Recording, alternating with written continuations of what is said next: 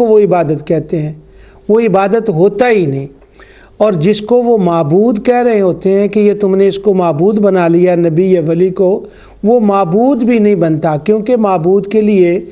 ये चीज़ है कि इला वो होता है जिसके बारे में ये एतिकाद हो। तो पहली बात तो एतिकाद की है।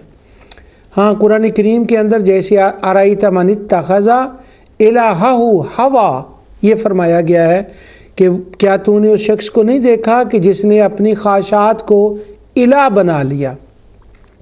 तो वो इस माने में इला वहाँ कहा गया है कि कोई बंदा भी ना तो अपनी ख्वाहिशात को, अपने इरादे को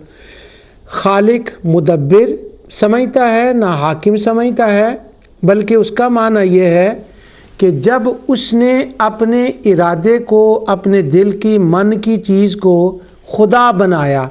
तो वो उसकी गोया इब्तिदा होती